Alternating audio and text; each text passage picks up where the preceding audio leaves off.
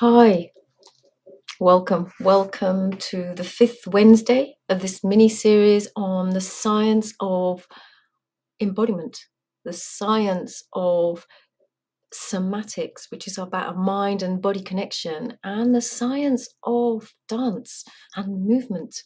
So, today I'm talking briefly about going from mindfulness through to wholeness. And I'm going to start with saying, what does it mean, in fact, to feel whole? If we're not feeling whole, how are we feeling? Perhaps we're feeling empty inside. Perhaps we're feeling numb. Perhaps we're just disconnected. And I just want to acknowledge here that actually, even if we can sense that we're numb and we're feeling empty, that is in fact a feeling. And we have to be grateful that we can experience that feeling or those feelings.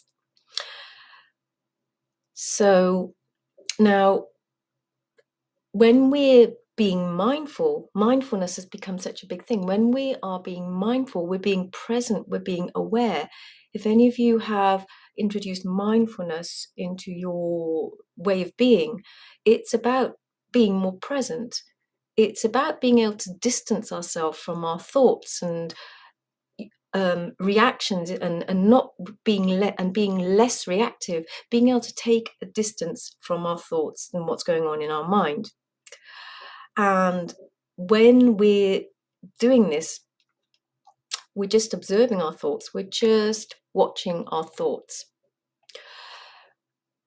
But when we're watching our thoughts and we're in our mind, if any of you've ever done any practice of any kind of meditation or thoughts, invariably the first thing you might have to be told to do is start to bring attention to your breath. Your breath isn't in your mind. Your breath comes through your mouth, through into your body and out again. Often we focus on our breath first as a point of reference. Then other meditation practices might ask us to focus on different parts of our bodies. So again, we're not just in our mind, we're in our bodies because of course we're connected. If we're just looking at our thoughts can be completely out there. And then that's how we can get spaced out or we can get dizzy. We're not connecting back to being grounded. So when we come and start to bring awareness into our bodies, then what happens is that we ground our thoughts. It's almost like our thoughts, instead of sort of whizzing around in our head at top speed or being these clouds that we sort of try and distance ourselves from and watch, we allow everything to drop into our bodies. And that's what I mean. That's why grounding is so powerful, grounding in the body. So when you're grounded in your body and you bring awareness to the different parts of you, you could be bringing awareness to where you're sitting right now. Perhaps you're holding a phone and you're looking at this, and then bringing awareness to your hand, actually holding the solidity of that phone. Awareness of how you're sitting, awareness of all the different parts of you. Then already we're dropping out of our monkey mind.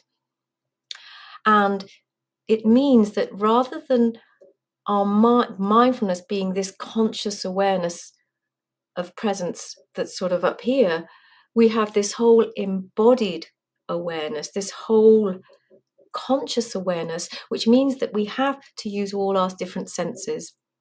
When we start to become aware of our senses, we are feeling, we are in our bodies, we are not just in our minds, and we start to become whole. When we think a lot, our thoughts, the minute we have thoughts, they can travel at top speed. So, for example, it has been documented that they can travel at 120, up to 120 meters a second through well-insulated nerves. So, when you think about it, our thoughts are very fast. The minute we feel hungry, if we see something that we like the look of food-wise, we might start salivating. If we think we're cold, we might start shivering. If we start to feel hot, we might start sweating. And especially for ladies during menopause, this can be a real issue, right? You think you suddenly feel so hot. Your body reacts before your even mind is working. So when we drop into our bodies, we drop out of our monkey mind. And also, that means that not only are we just paying attention to all the different senses for our awareness, our embodied awareness, we're listening to the other two brains that we've got. We don't just have a brain up here. We've got one brain in our belly, we've got one brain in our heart. The one in our belly has nearly as many neurotransmitters as the one in our brain, 30 compared to 40. In fact, 95% of the feel-good hormone, serotonin, is actually produced in our stomach. So that's why, understandably, when we feed our stomachs bad food, we get such a bad stomachache that makes us feel really bad, and it makes us feel mentally bad, which is why IBS, irritable bowel syndrome, has been called the second mental affliction and the modern day mental affliction. Our hearts, there's a lot that's been documented about heart, not just historically, but for example, the Heart Math Institute in America have done so much research. And for example, the electromagnetic frequency of the heart is 60 times more than the brain. Our heart can think and operate independently of our brain. So that is what an embodied sense of awareness really is.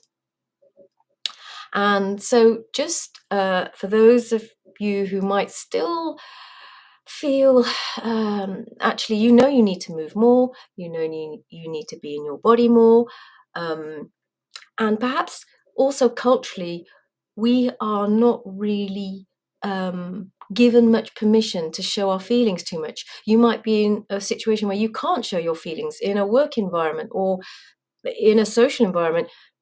We're always told to hold our feelings in, which is fine if there is a place for us to release the feelings, because if we don't release a lot of excess energy in our feelings from anger or whatever, we can, sure, CBT, um, cognitive brain therapy, it can help. We can reframe our thoughts. Yes, there's NLP. Yes, all of that. But sometimes it's just not enough. We still need to move our bodies, right? We are sentient, holistic beings. We still need to move the rest of our bodies to move through those feelings. And that's why movement, and freer movement rather than structured movement where you just follow a routine or a rhythm, that's why freer movement gives you that opportunity for your emotions to just travel through your body and have an outlet in whatever way you want to release it. And which is why also we can be very symbolic with our emotions when we move in a free way. The biggest, most difficult thing is giving ourselves permission to express in this way. And also, when we come into our bodies, actually, it feels vulnerable. Whatever's really going on for us, we can't really hide it in our bodies. If we feel shy, we're not going we can try and pretend to be less shy, but something will show. They'll energetically, something will be there.